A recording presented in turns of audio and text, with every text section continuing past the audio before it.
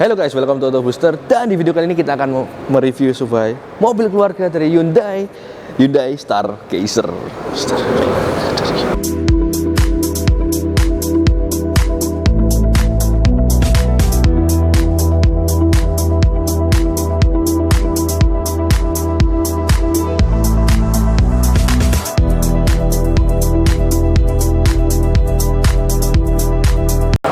Hyundai Stargazer ini memang diproduksi baru sejak tahun 2022 dan dijual sebanyak 12 varian. Ya, memang dasarnya hanya dibagi sebagai 4 varian, yaitu Active, Trend, Style, dan Prime. Namun apa yang membuat jadi 12 varian itu karena ada varian 6 seater dan 7 seater. Dan ada juga untuk varian tertinggi yaitu Prime dan Style, dia memiliki 2 varian lagi yaitu two-tone dan non-two-tone. Dan ini unit yang kita review adalah unit yang paling tinggi, yaitu Hyundai Creta Prime 6-seater two-tone yang dijual dengan harga 313.600 untuk harga OTR Surabaya. Ya, dan sekarang kita akan berfokus dan melihat perintilan dari mobil ini. Oke, untuk di bagian atas kita mendapatkan atapnya two-tone berwarna hitam. Jadi untuk varian two-tone pasti atasnya berwarna hitam. Dan di bawah sedikit kita mendapatkan sebuah sensor Hyundai Smart Sense.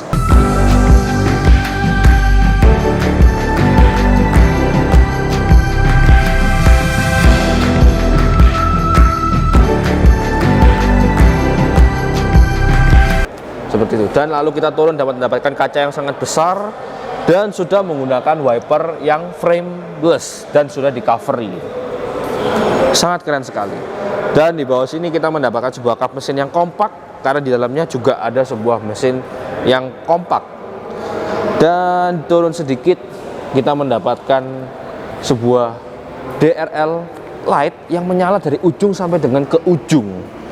Dan di sini ada logo Hyundai dan di tengahnya sudah ada grill yang menggunakan finishing black piano, bukan black chrome tapi black piano.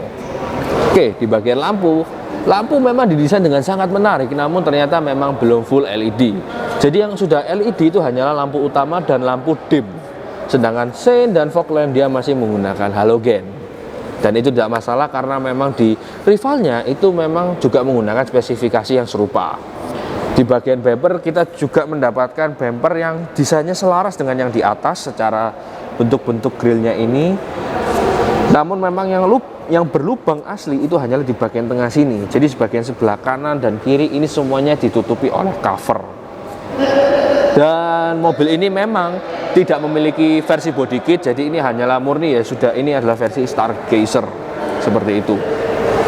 Dan ya, melihat dari keseluruhan mobil ini modelnya memang serupa dengan Hyundai Staria yang dikecilkan. Ya, memang di sana ada Hyundai Staria.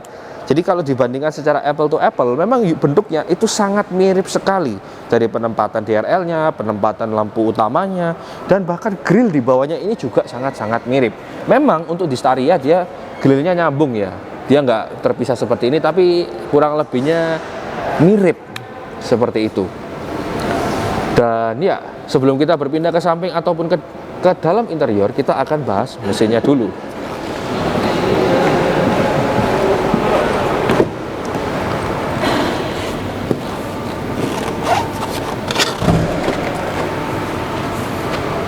Oke, kita bahas mesinnya.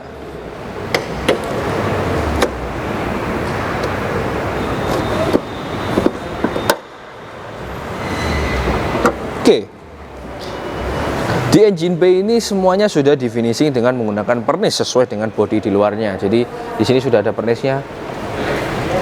Oh enggak, ini terlihat seperti sudah dipernis, tapi memang pernisnya ini berbeda dengan yang ada di luar. Jadi ini pernisnya untuk pernisnya engine bay, finishing untuk engine bay. Dan ya, di sini memang ada peredam walaupun memang full size untuk ukuran kap mesinnya, tapi memang terasa kecil karena memang kap mesinnya yang kecil. Dan di samping dan kanan dan kiri memang tidak ada hal-hal yang di cover, semua terekspos dengan apa adanya. Yang terlihat tertutup cover itu hanyalah intake box karena memang ya itu memang tercover seperti model standar pabrik, semua memang tercover seperti ini. Di sebelah kanan ada ECU, sebelah sini ada aki, dan di tengahnya ada sebuah mesin 1500 cc 4 silinder non turbo yang menghasilkan tenaga hingga 115 PS atau sekitar 113 horsepower dan menghasilkan torque sampai dengan 147 Nm yang disalurkan ke dua model transmisi iCVT atau 6-speed manual ke roda depan. Ya, tapi memang untuk tipe Prime ini hanya ada satu varian transmisi, yaitu iVT. Seperti CVT yang lebih disemarkan lagi. Dan ya, memang untuk konsumsi BBM di Hyundai Stargazer ini memang belum ada yang mengetes. Namun bila dibandingkan dengan Hyundai Creta mampu menghasilkan keiritan BBM sekitar 115 km per liter, yang dimana itu cukup irit untuk di kelasnya. Seperti itu. Dan ya, mesin ini memang sudah menggunakan beberapa teknologi yang sudah disematkan seperti MPI dan Smart Stream. Seperti itu. Dan ya, memang overall melihat model mesin seperti ini sangat-sangat mirip dengan mesin milik Hyundai Creta. Namun ya, karena engine bay-nya di sini sedikit sempit, jadi engine-nya terasa berada di dalam. Tapi apabila dibandingkan dengan posisi roda, posisi mesin ini masih sedikit di depan dibandingkan posisi as rodanya. Ya, posisi as rodanya sedikit di belakang, belum di atasnya persis. Seperti itu. Jadi sedikit berbeda dibandingkan Hyundai Creta. Oh ya, ada yang terlewatkan sedikit. Untuk kapasitas tangki bensin di sini mobil ini sudah menggunakan tangki bensin hingga 40 liter. Yang dimana jika 40 liter itu berarti mobilnya tidak terlalu boros. Ya, KPC-nya terasa proper sih untuk secara bebannya. Seperti itu.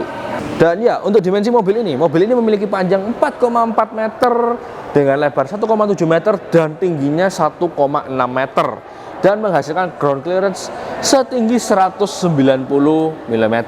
Dan ya, mobil ini secara keseluruhan memiliki bobot hingga 1,8 ton. Ya, memang sebuah dimensi yang cukup besar untuk mobil ini. Dan ya, sekarang kita akan bahas perperintilan dari bagian samping. Oke, kita akan bahas mulai dari bagian fender sini. Di bagian fender, dia memiliki lekukan-lekukan yang sangat tegas dan menarik, mencerminkan sebuah robot. Ya, ini serupa dengan apa yang dimiliki dengan di Hyundai Staria, seperti itu. Dan ya, di bawah sini kita sudah mendapatkan velg dengan ukuran ring 16 dengan ban 205/55 R16. Dan di dalamnya sudah menggunakan ventilated disc brake. Dan entah mengapa di sini terasa sedikit mepet ya antara velg dengan si remnya. Tapi memang di sini ada jarak sekitar setengah senti, tapi menurutku itu terlalu mepet sih. Harusnya bisa dikasih jarak sedikit lagi. Concern takutnya kenapa gitu. Dan untuk secara keseluruhan desain velg memiliki desain yang sangat-sangat unik. Dan ini seperti melambangkan sebuah kipas ataupun sebuah pisau yang dijajar-jajarkan. Dan ini memang sebuah desain yang tidak biasa, dan kita juga jarang sekali melihatnya di desain-desain velg aftermarket sekalipun. Ya, desainnya sangat unik dan selaras dengan bodinya, membawa kesan yang elegan untuk mobil ini. Ya, kita akan lanjut ke bagian samping. Di bagian samping kita sudah mendapatkan sebuah mirror yang sudah full auto mengikuti dengan penguncian mobilnya. Akan kita praktekkan.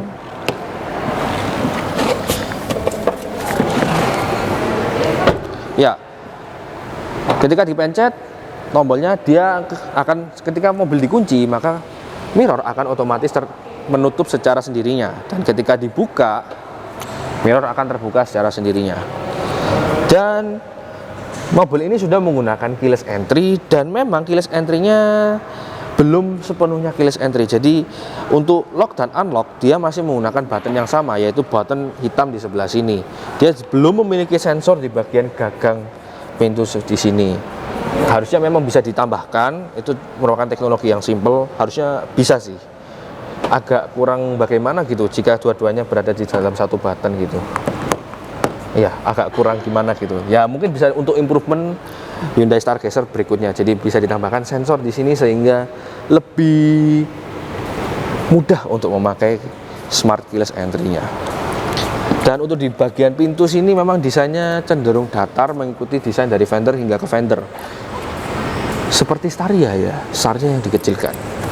Dan untuk di bagian bawah sini, oh ya, mobil ini tidak memiliki varian body kit. Jadi memang body dari Hyundai Active sampai Prime itu menggunakan body yang sama, dia tidak ada seri yang body kit, berbeda dengan pesaing-pesaingnya seperti itu. Tapi ada salah satu bagian yang paling aku suka di mobil ini adalah di bagian samping ini, karena di bagian side skirtnya sini sudah dilapisi dengan lapisan finishing tambahan lagi, sehingga lapisan-lapisan keras gitu, sehingga di bawah sini itu lebih durable ketika berhadapan dengan kerikil-kerikil ataupun aspal yang mungkin mengenai bagian bodi bawah sini. Ya, finishingnya di sini memang keras dan dipastikan bagian bawah mobil ini lebih durable dibandingkan mobil-mobil lainnya. Seperti itu. Kita lanjut ke bagian belakang. Di bagian belakang sini pintunya biasa-biasa saja, tidak ada sensor-sensor keyless entry. Karena memang di kelasnya juga memang belum ada yang menerapkan fitur serupa. Tapi mungkin kalau mau diimplementasikan untuk versi facelift, bisa diimprovisasi, yaitu menambah keyless entry di bagian belakang sini. Seperti itu. Ya, kebetulan memang di kelas lain belum ada ya, tapi ya bisa aja ditambahin. Oke, di bagian belakang mengikuti selaras dengan desain bagian depan. Dan di bawahnya kita sudah mendapatkan velg dengan ring 16 dengan ukuran 205 55 R16. Dan secara desain dan ukuran masih sama dengan velg yang di depan. Dan bahkan posisi duduk velgnya pun juga sama, posisi duduk bannya tidak lebih keluar ataupun lebih dalam. Jadi bagian depan dan bagian belakang itu benar-benar sejajar. Bagus banget, proper untuk sebuah MPV. Dan untuk di dalamnya masih menggunakan rem trommel, belum menggunakan rem cakram. Ya, memang di harga segini jarang yang menggunakan rem cakram, kebanyakan menggunakan rem trommel untuk memastikan harganya bisa murah untuk bisa dikonsumsi di pasar menengah ke bawah di Indonesia, seperti itu. Dan ya, pastinya dengan menggunakan rem trommel itu ada risikonya, yaitu mobilnya tidak bisa diimplementasi dengan menggunakan rem parkir elektrik. Jadi rem parkirnya sudah pasti masih manual, seperti itu. Oh ya, ada yang kelewatan, yaitu suspensinya. Untuk bagian belakang, suspensinya dia masih menggunakan torsion beam, dan yang di belakang, yang di depan itu sudah menggunakan independent. Memang bukanlah spek yang under spek ataupun higher spek, karena memang spesifikasi torsion beam dan independent di depan itu masih spesifikasi yang umum untuk di kelasnya. Bukan over spek ataupun under spek. Sama seperti spesifik lainnya. Dan ya, untuk mobil ini chassisnya sudah menggunakan monocoque. Dan di bagian belakang Hyundai Stargazer ini secara keseluruhan terlihat sangat-sangat revolusioner modelnya. Modelnya tidak biasa atau tidak pernah diimplementasikan di mobil-mobil lainnya. Dan ya, kita akan lihat perperintilan dari desain mobil ini. Yang pertama, di atas kita sudah mendapatkan antena shark fin yang khas untuk di desain-desain tahun-tahun sekarang. Ada Hemon stop lamp dengan wiper washer, dan sudah ada kaca belakang yang sangat besar namun tidak ada defogger. Ya, memang walaupun kenyataannya saya sendiri pun juga tidak pakai defogger di Indonesia ya. Menurut saya sih tidak perlu.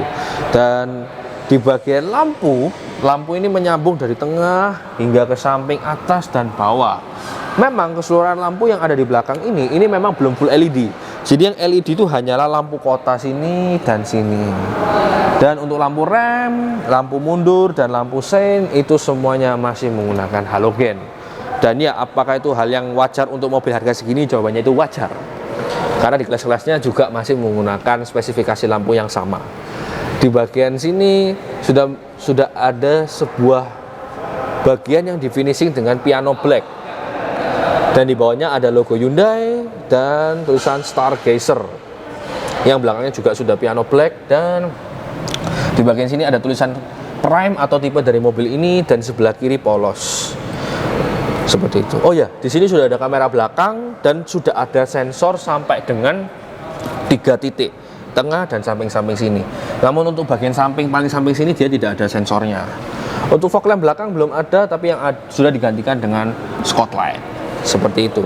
Dan di bagian bawah sini ada ala-ala diffuser, namun tidak beneran diffuser seperti mobil-mobil balap. Karena diffuser yang asli itu dia harus benar-benar sampai ke bagian kolong tengah. Ya, apakah ada mobil sport yang mengimplementasi seperti itu? Jawabannya ada. Tapi untuk LMPV maupun MPV di Indonesia, untuk bagian seperti ini dia hanya sebagai pengindah atau hanya sebagai aksesoris dari desain saja, tidak benar-benar fully functional. Dan ya, untuk ban cadangan atau ban emergency, dia berada posisinya di bawah sini. Dan positifnya dari ban ketika ditaruh di bawah sini adalah kita mendapatkan bagasi yang luas di dalam. Ini merupakan varian 6 seater dan memang kursi belakang ini bisa ditekuk, dan apabila ini posisi tidak ditekuk atau paling menyandar, kita di sini hanya bisa membawa 4 tas ransel atau hanya sekedar 2 koper cabin. Untuk golf bag mungkin hanya 1, dan itu pun agak sedikit maksa menurutku ya. Tapi apabila di sini ditegakkan, ya kita bisa membawa 1 golf bag dengan proper, cukup proper, dan ini masih bisa direbahkan lagi.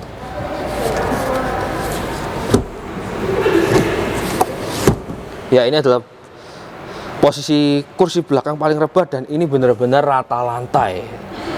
Dan ya, di sini dengan posisi belakang yang ditekuk kita bisa membawa hingga 2 golf bag ataupun sampai 4 koper besar, koper proper, seukuran 30 inch. Oke, di belakang di sini ada apa aja? Di belakang ada charging outlet, ada cup holder, dan beberapa kompartemen-kompartemen berbentuk kotak. Dan karena ban serepnya berada di bawah, otomatis di sini kita mendapatkan kompartemen tambahan di bagian sini. Di sini ada dongkrak, ada beberapa toolkit, dan untuk membuka ban serep di sini ada penutupnya, dan kita bisa menurunkan ban serep melalui memutar baut di sini sehingga ban serepnya bisa diturunkan, melepas baut misalnya, bukan memutar baut. Oke, seperti itu. Dan ya, di sebelah sini ada beberapa cantolan.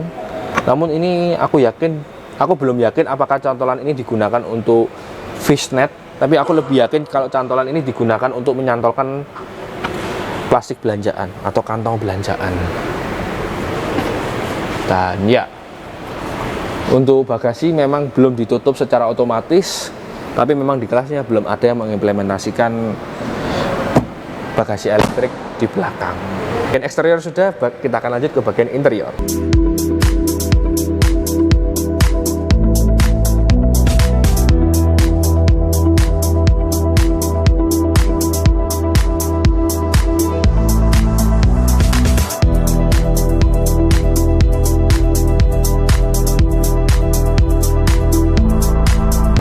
Oke, kita akan lanjut ke bagian interior, dan pertama kita akan lanjut ke bagian kursi ketiga.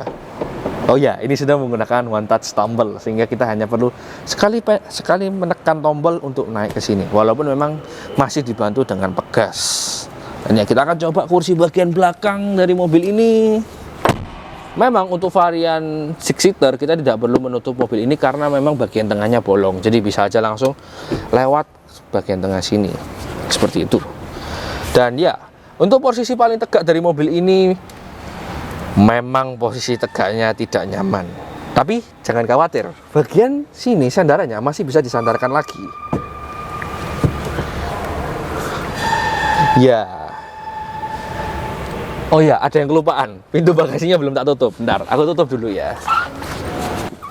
Setelah pintu bagasi aku tutup dan aku mencoba bagian kursi ini, ya, duduk di belakang ini sejatinya memang bukan duduk yang paling nyaman. Namun untuk di kelasnya ini adalah duduk yang paling nyaman. Sandaran kepala bisa dinaikkan, dan kita bisa duduk dengan proper, dan mungkin kita akan tahan hingga sampai 4 jam perjalanan. Bagian legroom masih normal, jadi di sini ada sisa 2 jari untuk bagian legroomnya sini, dan untuk bagian paha memang tidak tersangga dengan baik. Namun untuk bagian sandaran ini sangat-sangat comfort. Untuk kursi penumpang baris ketiga ini sangat-sangat comfort. Dan ya, untuk tinggi saya yang 167 cm, untuk bagian kepala memang memiliki 3 jari jaraknya, memiliki sisa 3 jari, dan ini masih bisa nyandar dengan proper. Dan apabila bagian tegak juga tidak mengganggu, bagian tegak tidak akan mengganggu bagian atas ini. Masih sangat-sangat proper menurut saya. Dan ya, Kita di bagian belakang ini dapat apa aja? Kita dapat sebuah cup holder dan 2 kompartemen berbentuk kotak, dan ada satu charging output 12 volt hingga 180 watt. Ya, hanya satu, dan di sebelah kiri nggak dapat. Oke. Untuk desain dari kursi ini dia menggunakan synthetic leather, dan ada beberapa bagian jahitan-jahitan yang membentuk kontur dari kursi ini. Walaupun memang ketika diduduki ya rasanya flat aja. Memang empuk, bukan keras, empuk, tapi memang ya kontur-kontur ini sepertinya hanyalah hiasan, seperti itu. Dan sebenarnya kursi depan ini harusnya bisa dimajukan lagi. Apabila kursi depan dimajukan, kita bisa mendapatkan legroom yang proper hingga jaraknya sekitar 3 cm sampai 4 cm. Ya, ini cukup nyaman untuk sebuah kursi belakang. Ya, kelihatannya memang menurut saya pribadi ini adalah mobil yang cukup nyaman untuk di kursi belakangnya dibandingkan brand-brand yang lain. Oke, kita akan lanjut ke bagian tengah. Di bagian tengah, untuk posisinya dia sudah paling maju, dan kita masih mendapatkan legroom yang sangat-sangat besar. Ya, legroom ini sangat-sangat besar hingga ukurannya kita masih dapat 1 inci. Dan secara keseluruhan kita masih mendapatkan kursi yang sangat nyaman, dan bisa juga di reclining melalui tombol di sini. Ya, memang duduk di bagian tengah ini terasa nyaman, apalagi sudah ada armrest di sebelah kiri dan sebelah kanan yang mengikuti dengan desain pintu. Ya. Oh ya, untuk pembeda, apa pembedanya kursi tengah dengan kursi belakang? Untuk si kursi tengah ini sudah ada fitur ISOFIX, sedangkan untuk kursi belakang dia belum ada fitur ISOFIX. Seperti itu. Dan kita akan lihat perperintilan dari interior tengah ini. Yang pertama di pintu. Di pintu kita mendapatkan pintu yang keras, dan ada bagian soft touch di bagian sandaran tangan hingga ke bagian samping sini. Dan untuk button dia masih menggunakan bahan plastik, dan bagian sini masih plastik semua, plastik keras. Sudah ada audio output, namun belum ada tweeter di bagian belakang. Jadi ya, di belakang ini, di tengah ini masih mendapatkan, tapi di belakang sudah nggak dapat audio output. Dan di bawah sini sudah ada bottle holder 3 biji, bukan cup holder lagi, ini sudah bottle holder. Ukurannya size dan sangat-sangat big size dan sangat-sangat proper. Di bagian tengah sini, di depan kita mendapatkan kantong-kantong 3 biji. Sedangkan di bagian kiri kita hanya mendapatkan 1 kantong dan 1 meja makan yang proper dengan cup holder seperti itu. Dan keseluruhan di belakang ini kulit-kulitnya sudah menggunakan kulit sintetik sampai di belakang. Dan untuk charging output di sini sudah menggunakan 2 charging output dengan USB Type A, belum Type C. Dan untuk karpet tambahannya di sini bahannya basic, bukan yang paling halus maupun paling kasar, basic sesuai dengan spesifikasi mobil pada umumnya. Dan untuk karpet paling dasar juga bahannya biasa saja, sesuai dengan kelas pada umumnya, seperti itu. Dan ya, ada yang terlewatkan, yaitu bagian atas. Di bagian atas dari mobil ini dia sudah menggunakan bahan yang lembut, termasuk banyak, bukan bahan bluedrus seperti Palisade, namun ini bahan kain yang sangat-sangat halus berwarna beige, dan sudah ada double blower. Ya, untuk tipe Prime ini memang dia double blowernya bukan hanya menghembuskan angin, tapi dia sudah ada ornamen pendinginnya, berbeda dengan tipe Active maupun yang style Active Trend Style. Ya, pokoknya Pak, yang Active itu dia double blowernya itu hanya menghembuskan angin, dia belum ada ornamen pendinginnya. Dan ya, di sini kita bisa mengatur hembusannya hingga 3 mode hembusan udara, seperti itu. Untuk lampu dia berada di tengah sini. Dia lampunya masih berwarna kuning, dan hanya ada 2 mode, yaitu mengikuti pembukaan pintu. Oh iya, hanya ada 2 mode, yaitu menyala dan mati, seperti itu. Tidak ada mode untuk mengikuti bukaan pintu, seperti itu. Dan ya, untuk bagian belakang memang merupakan tempat yang nyaman. Dan apabila dimundurkan, tentunya kita mendapatkan tambahan legroom, tapi sedikit saja tambahannya, ya tetap tidak berpengaruh karena memang dari awal bagian tengah ini sudah luas. Dan ya, Karena bagian belakang ini sudah, kita akan pindah ke bagian depan atau bagian paling asik dari mobil ini. Oke, di bagian interior depan. Di interior depan ini memang terasa sedikit sempit dibandingkan interior belakang, karena di interior depan sini kita mendapatkan sebuah cover yang sangat besar dan dashboard yang sangat-sangat menonjol. Ya, jadi kesannya secara sekilas kesannya itu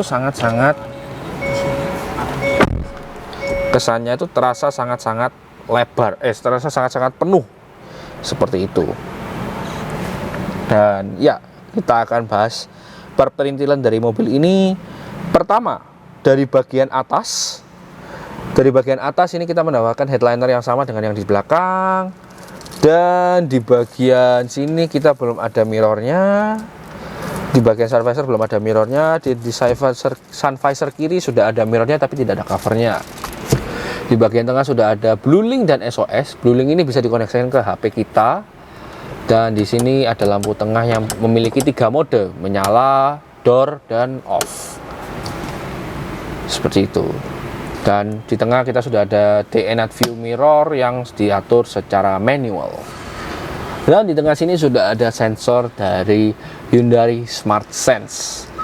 Namun memang dia tidak ada adaptive cruise control, dia hanya sekedar membantu untuk mengeremkan mobilnya, tapi nanti kita harus menaikkan kecepatannya lagi secara tombol di sini ketika kita menggunakan Hyundai Smart Sense.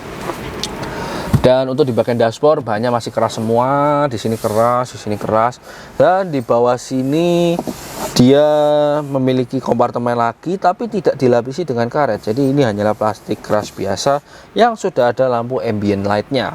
Dan lampu ambient light ini juga tersedia di bagian kanan pintu dan kiri pintu, seperti itu. Dan tidak ada mode mengubah warnanya sepertinya. Dari tadi saya mencari mode untuk mengubah warna tapi tidak menemukannya, seperti itu. Dan di sini sepertinya bisa ditekan. Dan ada kompartemen kecil, sangat kecil sekali. Dan aku tidak yakin HP ku bahkan bisa masuk atau tidak. Oh, iPhone 12 masih bisa masuk ke dalam kompartemen ini. Dan openingnya soft touch, bukan soft touch. Oke, di sini ada AC output, dan AC output. Ada emergency light. Dan di sini sudah ada controller air conditioner yang diatur secara tombol fisik. Dan ada juga menggunakan tombol sensor di bawah sini, seperti itu. Dan hanya ada mode single zone. Jadi untuk suhu dingin udara dari air conditioner semua settingan melalui settingan di depan, tidak ada dual zone ataupun triple zone, seperti itu. Ya, untuk di sini kompartemennya biasa sekali secara ukuran maupun secara fitur basic. Dan ini di bawah dari controller AC, di sini kita mendapatkan charging output 12 volt hingga 180 watt berbentuk cigarette lighting, dan ada USB Type A dan ada wireless charging. Di bagian sini kita ada P, R, N, D, dan S. Dan ya, ada mode manual walaupun sejatinya mobil ini adalah CVT. Jadi tidak ada giginya, tapi giginya hanyalah sekedar virtual. Di sini ada tombol drive mode. Dan di sini mobil ini memiliki 4 mode berkendara: Eco, normal, sport, dan smart. Ya, yang aku paling suka dari mobil Hyundai ini adalah mode smartnya, karena benar-benar dia bisa mengikuti kemauan dari kaki usernya. Dan di sini ada traction and stability control off. Dan ya, walaupun tidak benar-benar off ya, di sini hanyalah off sedikit, tapi tetap dilimitasi secara elektrik sedikit, seperti itu. Oke, lanjut ke bagian bawahnya sini. Di sini ada cup holder yang sudah ada ambient light-nya dan bisa dicopot. Ya, entah apa tujuannya, di sini dia bisa dicopot atau memang dia gampang dicopot. Tapi saya rasa memang ini seharusnya tidak perlu dicopot ya, harusnya. Oke. Dan di sini ada rem tangan yang masih manual. Dan di sini ada sandaran tangan dilapisi dengan kulit sintetis yang tidak bisa dimajukan. Dan di sini tidak ada apa-apa di dalam, hanyalah sebuah tempat kosong. Kita tutup lagi. Dan ada yang terlewatkan dari mobil ini adalah bagian sampingnya. Bagian samping sini masih plastik keras, dan keras. Untuk controller mirror semuanya sudah full auto, dan di sini dilapis kulit sama seperti di bagian belakang. Dan di bawah sini ada 3 cup holder yang sama seperti di belakang. Dan ada audio output di sini. Dan total audio output yang ada di mobil ini total mencapai 6 audio output, 2 tweeter dan 4 audio output. Sudah untuk bagian perintilan mobil ini kita akan lihat apa yang ada di setir dan apa yang ada di bagian 2 layar ini. Oke, pertama kita akan bahas bagian MID entertainment di sini. Ya, di sini memang ada cover yang sangat besar, walaupun entertainment sistemnya hanyalah seukuran segini dan layarnya hanya seukuran segini untuk layar instrumen media. Ya, entah mengapa kok perlu sangat besar seperti ini, padahal harusnya entah bisa ditipiskan atau ininya diturunkan sedikit. Ya, aku nggak tahu ya, memang mungkin desain Hyundai ingin memberikan kesan desain yang baru dari sebuah MPV ini. Jadi kita akan bahas apa yang ada di entertainment system. Di sini ada radio, media, ada Bluetooth, dan sudah ada Android Auto dan Apple CarPlay secara wireless, bukan secara wired. Ya bisa secara wired, namun kalau ada wireless kenapa harus wired? Kayak seperti ini.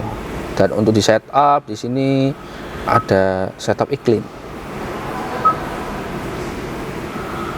Ya, ada setup iklim yang mana itu tidak biasa. Ada konektivitas perangkat, wifi, dan tombol-tombol. Dan kenapa tidak ada? Oh, di sini setting suara ada di sini. Dan ya, settingnya sih dasar-dasar ya.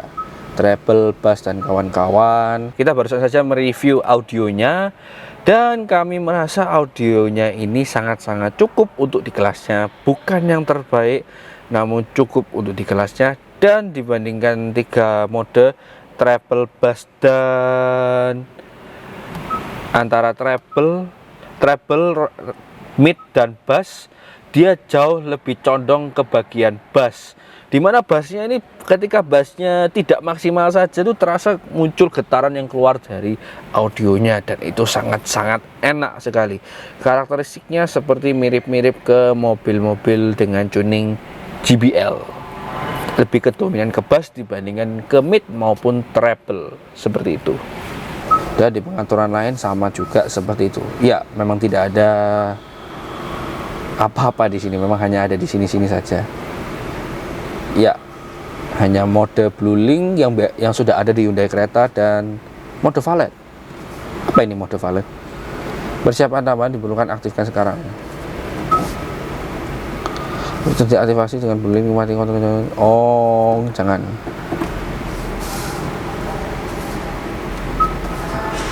Oh, mode valet itu seperti itu. Jadi memberikan koneksi kepada Blue Link. Oke. Ya, sepertinya entertainment system hanyalah seperti itu. Oh ya, ada kiblat. Keren ya, mobil ini memiliki kompas ternyata. Aku baru tahu ternyata mobil ini memiliki kompas, dan mobil ini sekarang mengarah ke arah west dan north. Iya. Dan ada keterangan derajat-derajatnya berapa dan evaluasinya berapa meter. Iya, ini sangat lengkap, dan untuk akuratnya memang aku belum mengetesnya, namun yang penting fiturnya sudah ada seperti itu. Oke, karena sudah untuk di entertainment system ini, dan ya kita akan beralih ke bagian tengah. Di bagian tengah dia sudah full TFT, namun layarnya masih serupa dengan layar kalkulator. Menurutku masih serupa. Dan untuk bahan yang digunakan di mobil di instrumen cluster ini, secara sekilas ini menggunakan bahan TN panel. Mengapa kok bisa dibilang TN panel? Karena ketika kita noleh ke kanan dan noleh ke kiri, hasil dari penampilan warnanya itu sedikit berbeda. Seperti itu. Memang pada umumnya layar instrumen itu menggunakan layar IPS untuk memastikan penggunanya tidak sakit mata. Namun entah mengapa di sini saya merasa ini menggunakan TN panel. Seperti itu. Dan ya, kita akan melihat apa aja yang ada di mobil ini. Oke, untuk berkendara pasti sesuai button di sini. Mode berkendara ada 4 mode, hanya merubah warna dari instrumen cluster, tidak merubah secara model. Dan info berkendara ada sisa bahan bakar berapa km, berapa jam penggunaan, dan konsumsi bahan bakarnya liter per 100 km, sangat tidak biasa. Dan ada settingan bantuan pengumum cluster. Oh, pilihan tema. Ya, yang lain tidak bisa dipilih. Dan ya, kenyamanan. Ya, settingannya sebenarnya hanya settingan-settingan dasar yang ada sudah ada juga di mobil-mobil lainnya. Satuan suhu, satuan efisiensi bahan bakar. Nah, satuan efisiensi bahan bakar bisa diubah ke km per liter.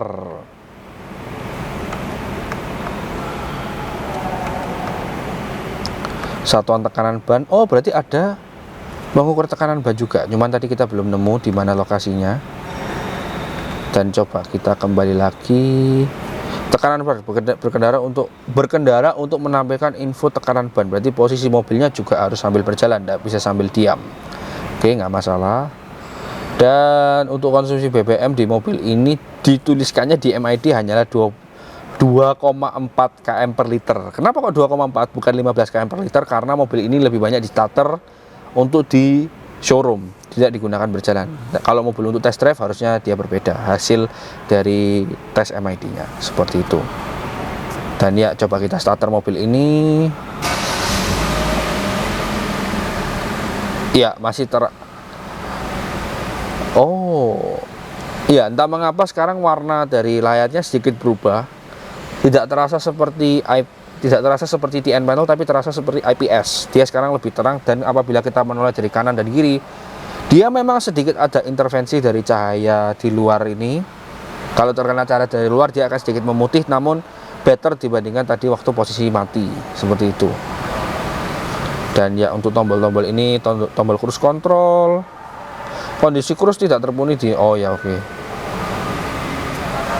Oh, jadi untuk menggunakan cruise control hanya tinggal memencet dan langsung aktif, tidak ada tombol set ataupun rest. Dan menambah kekurangnya hanya tinggal di tombol di sini.